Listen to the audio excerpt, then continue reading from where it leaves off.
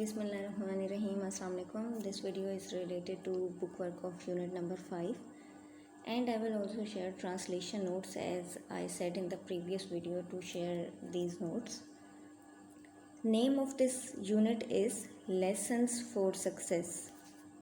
These are translation notes, and after explanation of every book exercise question, I will share images of solved exercises.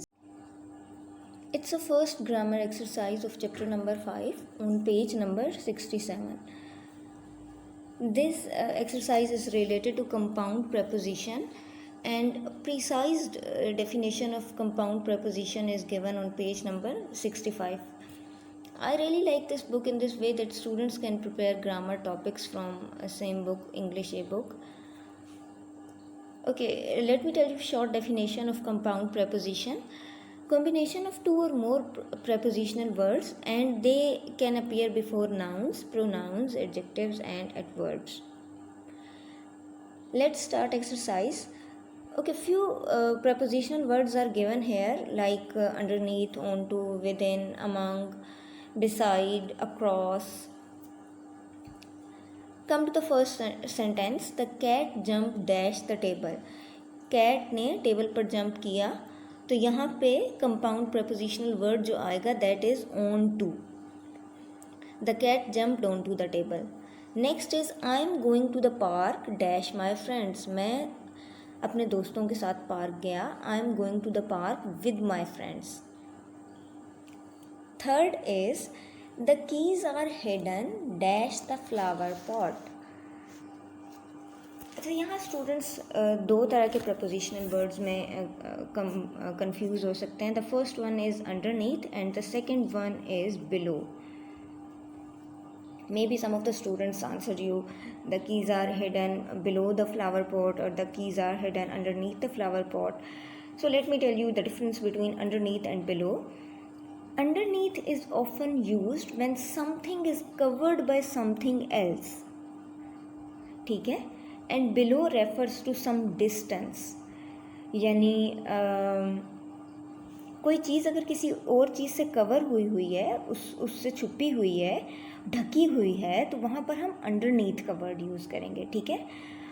और below कहाँ पे आएगा? जहाँ कुछ distance हो. ठीक है.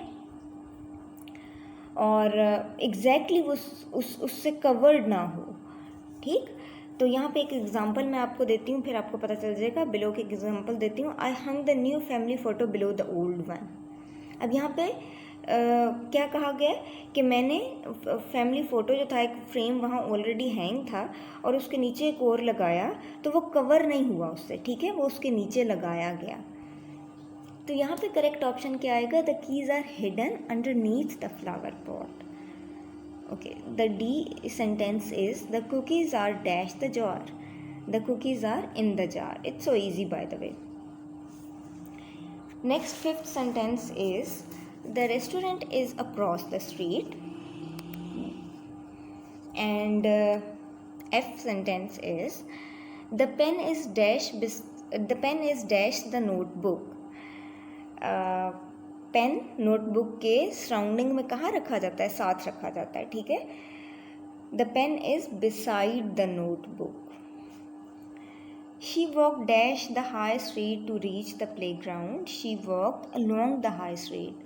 उसके साथ साथ उसने वो वॉक की और कहाँ पहुँचने के लिए? प्ले ग्राउंड में पहुँचने के लिए. The bookshelf is against the wall. The next sentence is the ball roll dash the stair. Sorry, The ball rolled dash the stairs. जो गेंद है वो सीढ़ियों पर से नीचे आई, डाउन. यहाँ पे करेक्ट वर्ड क्या आएगा? The ball rolled down the stairs. Okay. Next sentence is they sat dash the fire to keep warm. They sat dash the fire to keep warm.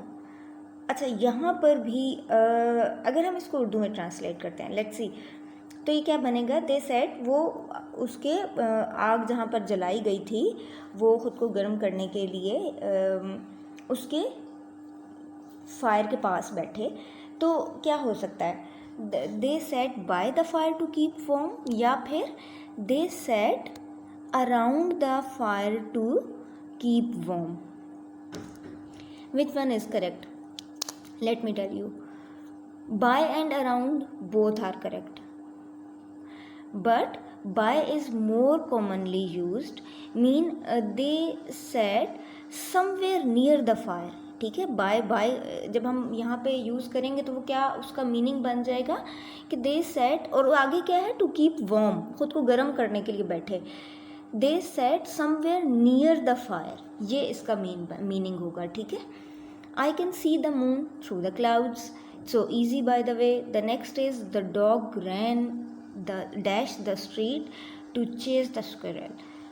Dog जो है वो उसने स्ट्रीट को cross किया अब गिलहरी के पीछे भागने के लिए, उसको पकड़ने के लिए. तो यहाँ पर क्या आ जाएगा? The dog ran across the street. He placed the vase on the shelf. Shelf पर रखा उसने. Second last sentence is the car swerved dash the crowd of people, around the crowd of people. उन लोगों के इर्द गिर्द car घूम गई. ठीक है. Last sentence is the bird built its nest dash the tree branches. परिंदे घोंसला कहाँ बनाते हैं? दरख्तों की शाखों में. तो अब क्या यहाँ पे आएगा? The bird built its nest among the tree branches. ठीक है. Here this exercise related to compound preposition is completed. Exercise number 2 is combine the sentences using prepositional phrases. Firstly, one should know that what is phrase. Phrase is a combination of few words and cannot stand on its own. So what is the meaning of that? They cannot stand alone. Mean to say they are not providing complete sense if we do not use these combination of few words with SVO combination. यानी ये जो कुछ अल्फाज का मजमुआ है जिसको हम phrase कहते हैं, जब तक हम इसको SVO कम्बिनेशन यानी सेंटेंस वर्ब ऑब्जेक्ट कम्बिनेशन के साथ नहीं लगाते तो हमें कंप्लीट सेंस प्रोवाइड नहीं करते. ठीक है. Phrases provide more information about whatever the sentence is speaking about. This was the definition of phrase. Now we are going to discuss the definition of prepositional phrases. अब prepositional phrases क्या हैं? Phrase की definition आपको समझ आ गई है. Prepositional phrases क्या हैं? कि prepositional phrases are group of words starting with a preposition. It's the first point. ठीक है. कि prepositional phrases में वो सारे अल्फाज आते हैं जो कि preposition से start हों. Then prepositional phrases often function as modifiers. What is modifier? Modifier means to modify different that word who is modifying, who is providing extra knowledge or extra information about nouns and verbs. ठीक है. इसको एक दफ़ा दोबारा मैं आपको बता देती हूँ. इस सेंटेंस को हम दोबारा देख लेते हैं कि prepositional phrases often functions as modifiers describing nouns and verbs. Let's start exercise. First sentence is the dog barked, full stop, the postman arrived. Now here are two sentences. ठीक है. और हमने इन two sentences को combine करना है using prepositional phrases. तो ये किस तरह से बन जाएगा? The dog barked as the postman arrived. ठीक है. Second sentence is Jenny laughed, her brother told a joke. Jenny laughed after her brother, जब उसके भाई ने उसको जोक सुनाया उसके बाद वो उसने हंसना शुरू किया. Third sentence is We bought ice cream before we went to the beach. हमने बीच पर जाने से पहले आइसक्रीम्स परचेज की, खरीदी. Fourth sentence is again here are two sentences. She went to the store, the first sentence, and the next is she bought some groceries. अब जब हम इसको कंबाइन करेंगे तो ये किस तरह से बन जाएगा? She went to the store to bought some groceries. नहीं, wrong. क्यों ये wrong है? क्योंकि हमेशा we always use first form of verb after two and did और टू के बाद हमेशा फर्स्ट फॉर्म ऑफ वर्ब लगाई जाती है. तो ये कैसे करेक्ट सेंटेंस होगा? She went to the store to buy some groceries. Next is fifth one is, हाँ जी, he studied all night, he pass the exam. So the correct one is he studied all night so that, उसने सारी रात पढ़ा इसलिए कि वो पास हो सके, एग्ज़ाम को क्लियर कर सके. So that he passed the exam. They went to the beach, they played volleyball. अब यहाँ पर दो चीज़ें लिखी हैं, ठीक है, कि वो वहाँ पर बीच पे गया और उसने वॉलीबॉल प्ले किया. अब और से ही पता चल जाएगा कि यहाँ पे क्या, कौन सा प्रेपोजिशनल वर्ड आएगा. हाँ जी, they went to the beach and they played volleyball. Next sentence is I walk up late. अब मैं देर से अगर जागी हूँ तो क्या हो, अब next sentence is I miss the bus. तो बताया जा रहा है कि मैं देर से जागी इस वजह से बस को मिस कर दिया मैंने. सो आई missed the bus. They went to the park. एक सेंटेंस है, they went to the park, they had a picnic. वो पार्क गए जहाँ उन्होंने उस जगह को एंजॉय किया और वहाँ उन्होंने पिकनिक की. तो where they had a picnic, ठीक है, वहाँ उन्होंने पिकनिक की. Come to the next page. Next page the first sentence is he went to the gym, he lifted weights. अब इसका क्या करेक्ट होगा? इसको हम कैसे कंबाइन करेंगे कि वो जिम गया वेट उठाने के लिए. तो अब क्या कैसे होगा? He went to the gym to lift weights. Lifted था, अगेन वही to plus first form of verb V1, तो टू लिफ्ट हो जाएगा. She went to the library, she full stop, she borrowed some books. वो library गई कुछ books वहाँ से बोरो करने के लिए, वहाँ से कुछ बुक्स लेने के लिए. तो क्या होगा यहाँ पे? She went to the books to borrow. Borrowed नहीं होगा, ईडी रिमूव हो जाएगा, अगेन फर्स्ट फॉर्म आएगी, ठीक है. और कौन सा प्रेपोजिशनल वर्ड यूज होगा? टू. जहाँ पर अच्छा नेक्स्ट है they went to the restaurant. वो रेस्टोरेंट गए और उन्होंने पिज़्ज़ा ऑर्डर किया. और उन्होंने पिज़्ज़ा ऑर्डर किया, ये जब मैं उर्दू में बोल रही हूँ तो साथ साथ आपको पता चलता जाएगा कि कौन कौन से प्रेपोजिशनल वर्ड्स आएंगे. And they ordered pizza. I went to the doctor,